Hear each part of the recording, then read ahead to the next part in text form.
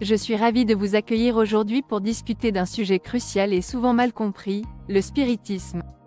Tout d'abord, nous allons explorer ce que signifie réellement le spiritisme en soulignant pourquoi il est essentiel de faire la distinction entre spiritisme et spiritualité. Le spiritisme, comme nous le découvrirons, est une pratique qui a ses origines dans le 19e siècle et qui suscite encore de l'intérêt aujourd'hui. Cependant, il est souvent confondu avec la recherche spirituelle authentique, ce qui peut entraîner des conséquences néfastes pour ceux qui s'y engagent sans discernement. Je vais vous donner un aperçu des points clés que nous aborderons au cours de cette conférence. Nous allons explorer les mécanismes du spiritisme, ses dangers, son évolution historique, et la mise en garde des initiés authentiques. Restez avec nous, car nous allons plonger en profondeur dans ce sujet important tout au long de cette présentation. Je m'appelle Isabelle Chevalier, je suis membre de l'ordre maçonnique hermétique, et c'est moi qui vais avoir le plaisir de vous accompagner tout au long de cette vidéo. Mais tout d'abord, si ce n'est pas déjà fait, pensez à vous abonner à cette chaîne. Comme ça vous ne manquerez pas nos prochaines vidéos et de notre côté, cela nous aide beaucoup. Le spiritisme est une croyance ou une pratique qui vise à établir un contact avec des entités spirituelles, en particulier avec les âmes des défunts, afin de recevoir des messages de l'au-delà.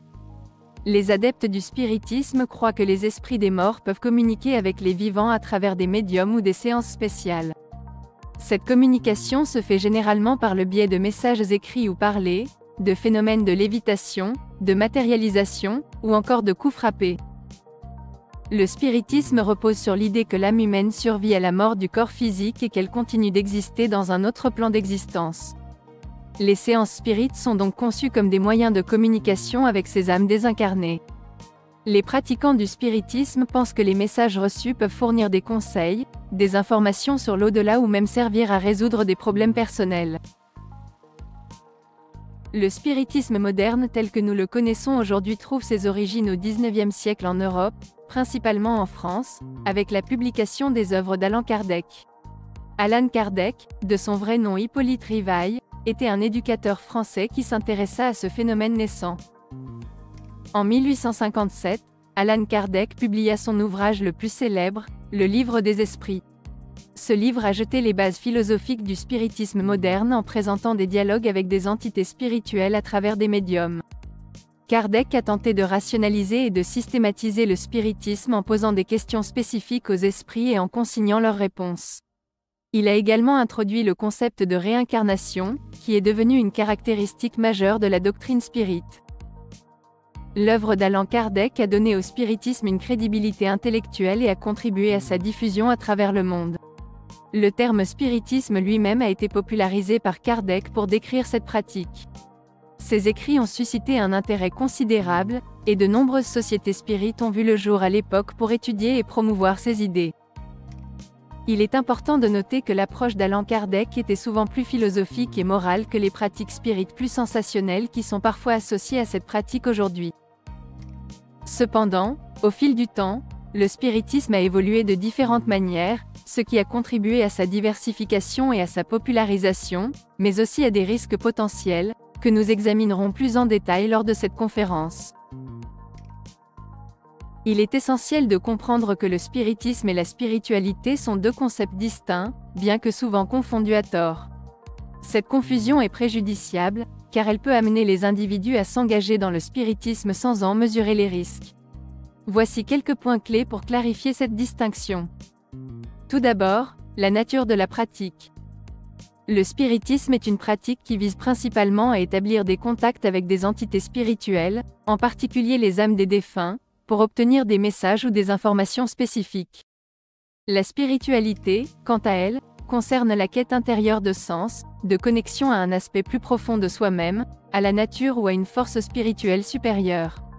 Elle peut englober diverses traditions religieuses ou philosophiques. Ensuite, l'objectif fondamental est différent.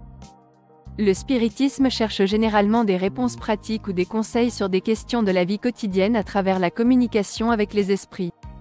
La spiritualité vise une transformation personnelle, la recherche de la paix intérieure, de la compassion et de l'épanouissement spirituel.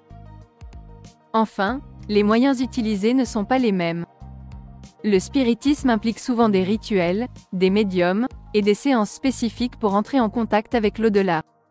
La spiritualité peut prendre diverses formes, comme la méditation, la prière, la contemplation, ou même la pratique de la bienveillance envers autrui, sans nécessairement recourir à des médiums ou à la communication avec des esprits. Il est également crucial de mettre en garde contre les idées préconçues souvent associées au spiritisme. Beaucoup de gens considèrent le spiritisme comme une curiosité inoffensive ou même une forme de divertissement. Cependant, comme nous l'examinerons plus en détail plus tard, il comporte des risques, notamment en termes de manipulation par des entités trompeuses. Le spiritisme implique souvent des expériences subjectives, qui peuvent être influencées par des facteurs psychologiques, comme l'autosuggestion ou l'hypnose. Toutes les expériences spirites ne sont pas nécessairement des preuves de communication avec des esprits. En raison de la similitude de noms, beaucoup associent le spiritisme à une quête spirituelle.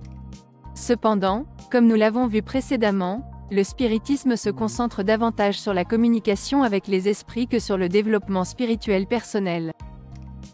Donc, il est essentiel de démystifier les idées préconçues autour du spiritisme et de reconnaître la différence entre cette pratique et la spiritualité authentique.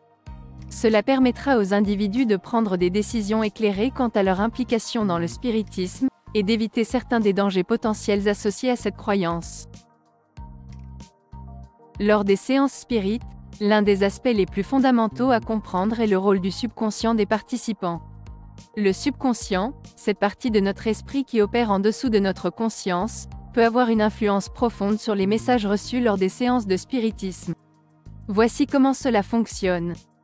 Les participants à une séance spirit entrent souvent avec des attentes, des désirs, et des émotions. Ces facteurs influencent la manière dont ils interprètent les messages reçus. Par exemple, quelqu'un qui cherche désespérément à communiquer avec un être cher décédé peut être plus enclin à voir des messages là où il n'y en a peut-être pas. Le subconscient est capable de générer des images, des pensées et des idées de manière spontanée.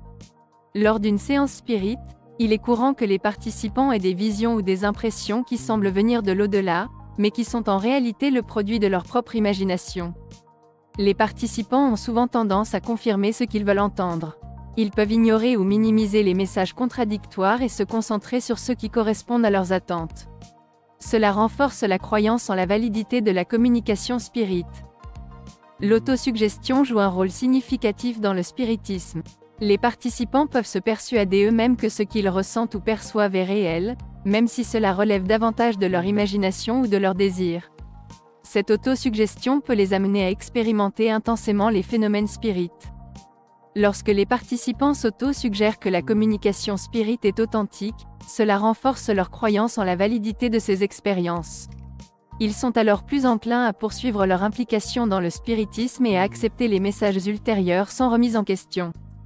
L'autosuggestion peut également se propager au sein du groupe, créant ainsi un effet d'amplification collective. Les participants peuvent se convaincre mutuellement de la réalité des messages reçus, renforçant ainsi leur expérience commune.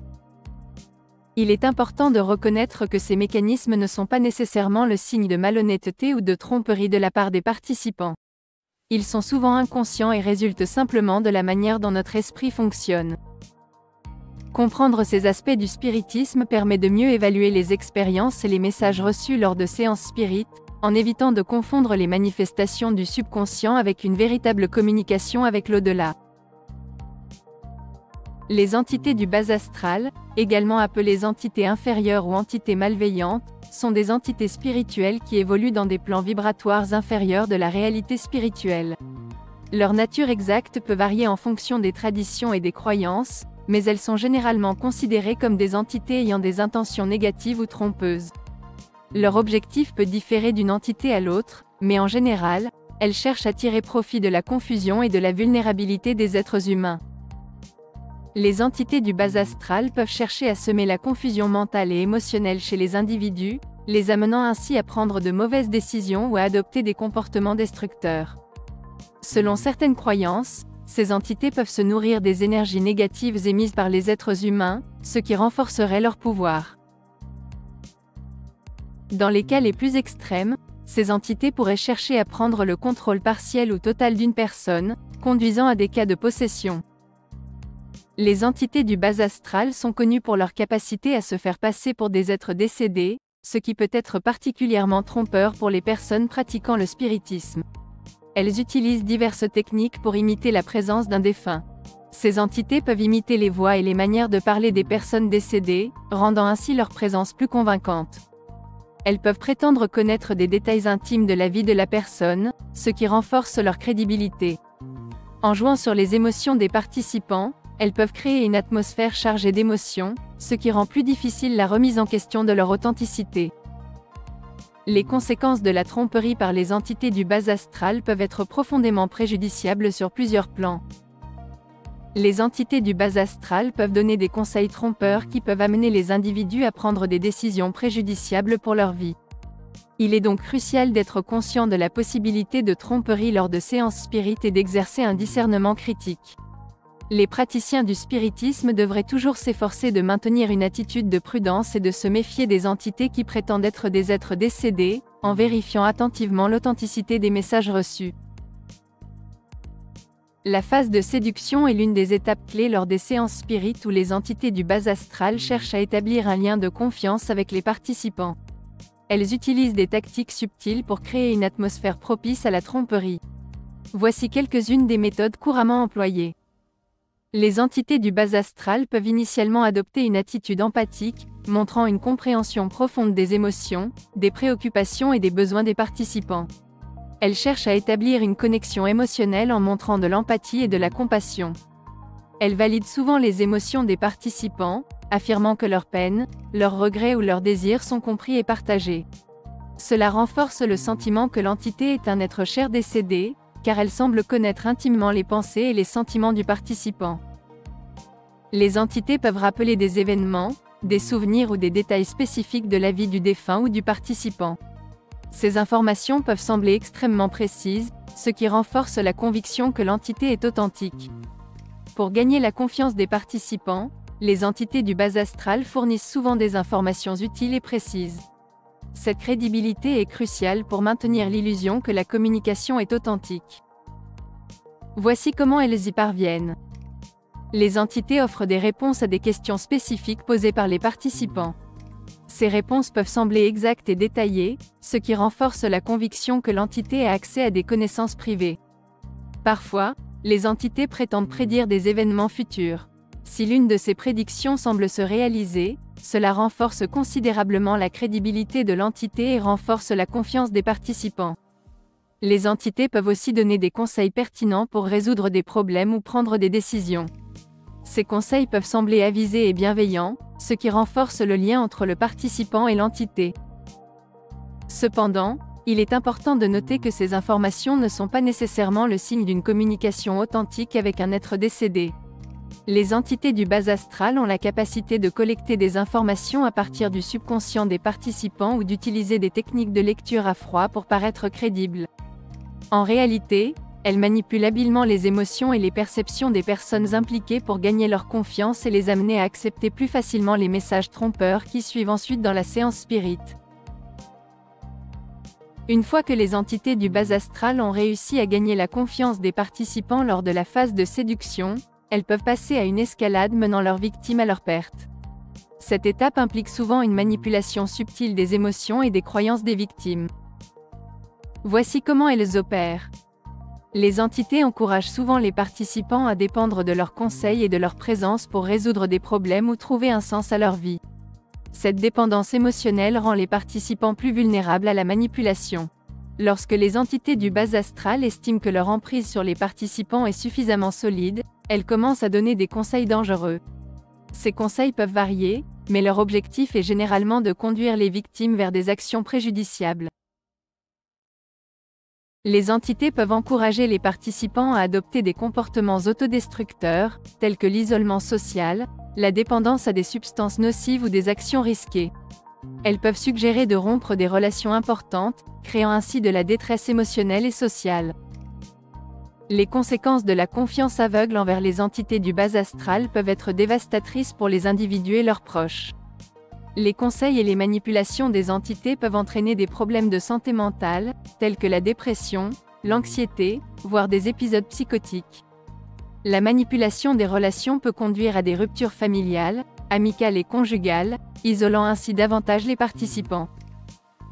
Les conseils autodestructeurs peuvent entraîner des situations de vie chaotiques, de mauvaises décisions financières et la perte de contrôle sur sa propre existence.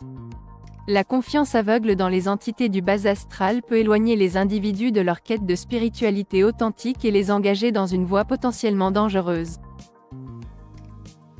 Vous devez savoir qu'au tout début, le spiritisme était en accord avec certaines idées de l'occultisme initiatique, qui cherchaient à explorer les mystères de l'univers et à élever l'âme humaine. Les spirites de cette époque voyaient souvent leur pratique comme une voie vers la connaissance spirituelle et l'amélioration de soi. Allan Kardec et ses disciples prônaient une vision du spiritisme axée sur la recherche de la vérité, la moralité et l'amélioration personnelle. Ils encourageaient la pratique du spiritisme dans un cadre éthique et moral, soulignant l'importance de la bienveillance, de la charité et de la fraternité. À cette époque, le spiritisme était souvent considéré comme une voie d'élévation spirituelle, où la communication avec les esprits était censée aider les individus à progresser sur le plan moral et intellectuel. La pratique du spiritisme était intégrée dans un contexte plus large de développement spirituel et d'exploration des réalités invisibles. Mais après la mort d'Allan Kardec en 1869, le mouvement spirit a commencé à évoluer dans différentes directions. Certaines branches du spiritisme se sont éloignées de l'approche rigoureuse et éthique de Kardec, et ont commencé à adopter des pratiques moins scrupuleuses. Cela inclut l'utilisation de faux médiums, la manipulation des croyances des participants et même l'exploitation des séances à des fins lucratives. L'une des raisons de cette déviation du mouvement a été l'influence croissante de médiums opportunistes. Certains médiums ont profité de la crédulité de leurs clients en prétendant communiquer avec des esprits, alors qu'ils utilisaient en réalité des techniques de prestidigitation ou des astuces psychologiques pour tromper leur public. Ces pratiques discutables ont terni la réputation du spiritisme. Au fil du temps, de nombreuses branches du spiritisme ont abandonné les principes spirituels d'origine, en faveur de l'attrait de la curiosité, du sensationnalisme et même de l'occultisme sensationnel. Le spiritisme a souvent été associé à des phénomènes de divertissement et à des pratiques sensationnalistes, perdant ainsi sa dimension initiale de quête spirituelle. Cette déviation du mouvement a suscité des critiques et des mises en garde de la part de ceux qui avaient initialement embrassé le spiritisme comme une voie d'élévation spirituelle. Il est important de comprendre cette évolution historique du spiritisme pour appréhender les défis et les risques qui sont associés à cette pratique aujourd'hui, et pour distinguer les approches spirituelles authentiques de celles qui sont moins scrupuleuses. Les initiés authentiques, qu'ils appartiennent à des traditions ésotériques, mystiques ou spirituelles, ont souvent une compréhension approfondie des réalités spirituelles et des mondes invisibles. Pourtant, nombreux sont ceux qui évitent délibérément le spiritisme. Voici quelques raisons pour lesquelles les véritables initiés choisissent de ne pas s'engager dans cette pratique. Les initiés reconnaissent la capacité des entités du bas astral à manipuler et à tromper les participants lors de séances spirites. Ils sont conscients des dangers inhérents à la confiance aveugle dans ces entités. Les initiés préfèrent généralement des méthodes de développement spirituel qui reposent sur des enseignements et des pratiques éprouvées, au lieu de dépendre de communications aléatoires avec des entités. Ils considèrent que le spiritisme peut détourner l'attention des véritables voies de transformation spirituelle. Les initiés authentiques comprennent que la véritable spiritualité repose sur la recherche intérieure, la méditation, la contemplation, et la pratique des vertus. Ils croient en l'importance de développer une relation directe avec leur propre moi intérieur, avec le divin ou avec l'univers, sans passer par des médiums ou des entités extérieures. Ils soulignent également que la véritable spiritualité implique une quête de sagesse, d'amour, de compréhension et de compassion, plutôt que la recherche de réponses à des questions matérielles, ce qui est souvent l'objectif du spiritisme. Les initiés authentiques conseillent la prudence lors de l'exploration du paranormal. Ils recommandent de s'engager dans de telles pratiques avec un discernement critique et de ne pas céder à la curiosité aveugle. Il est essentiel de comprendre les risques potentiels liés au spiritisme et d'adopter une approche équilibrée dans la recherche de réponses spirituelles. Pour les initiés, la méditation et la recherche intérieure sont des pratiques essentielles pour parvenir à une véritable croissance spirituelle. Ces pratiques permettent de développer une compréhension profonde de soi-même, d'accéder à des niveaux plus élevés de conscience et de trouver des réponses aux questions spirituelles essentielles. Plutôt que de chercher des réponses à l'extérieur, les initiés encouragent à explorer les profondeurs de son propre esprit et de son âme. Cette démarche intérieure favorise une transformation authentique et une connexion spirituelle profonde, sans les risques associés à la communication avec des entités du bas astral. En fin de compte, la mise en garde des initiés authentiques nous rappelle que la quête spirituelle est un voyage personnel et profondément intérieur, et que les raccourcis offerts par le spiritisme peuvent souvent conduire à des impasses ou à des déceptions. La prudence, le discernement et la recherche intérieure sont donc les clés pour éviter les pièges du spiritisme, et progresser sur la voie spirituelle de manière authentique et éclairée. Cette vidéo sur les dangers du spiritisme nous a permis d'explorer en profondeur les multiples facettes de cette pratique controversée. Nous avons abordé la distinction cruciale entre le spiritisme et la spiritualité, en mettant en garde contre les confusions fréquentes qui peuvent égarer les chercheurs sincères. Nous avons examiné comment les entités du bas astral peuvent manipuler les participants, en utilisant des tactiques de séduction et en fournissant des informations crédibles pour gagner leur confiance. Nous avons également exploré les conséquences désastreuses de la confiance aveugle envers ces entités, mettant en lumière les dommages émotionnels, psychologiques et sociaux qui peuvent en résulter. En examinant l'évolution historique du spiritisme, nous avons souligné son lien initial avec le monde initiatique. La vision d'Allan Kardec était une démarche centrée sur l'élévation spirituelle. Cependant, nous avons également noté comment le mouvement a dévié au fil du temps vers des pratiques moins scrupuleuses, influencées par des médiums opportunistes et éloignés de ses principes d'origine. Enfin, nous avons évoqué la mise en garde des initiés authentiques qui évitent souvent le spiritisme au profit de pratiques spirituelles plus traditionnelles et intérieures. Leur conseil est de privilégier la méditation, la recherche intérieure et la quête personnelle de la vérité plutôt que de s'engager dans des pratiques potentiellement risquées. C'est ce que nous faisons au sein de l'ordre maçonnique hermétique. En conclusion, le spiritisme, tout en suscitant l'intérêt de nombreuses personnes, recèle des pièges et des risques qui méritent une attention particulière. Il est essentiel d'exercer un discernement critique et de rechercher une véritable croissance spirituelle à travers des moyens éprouvés. Sachez que si vous souhaitez en savoir plus sur notre ordre, vous pouvez vous inscrire à notre newsletter et vous recevrez chaque semaine de nouveaux documents sur l'ésotérisme et le monde initiatique. Pour cela, utilisez le lien mis en description. Je vous remercie de m'avoir suivi jusqu'au bout. C'était Isabelle Chevalier, depuis le siège central de l'ordre maçonnique hermétique.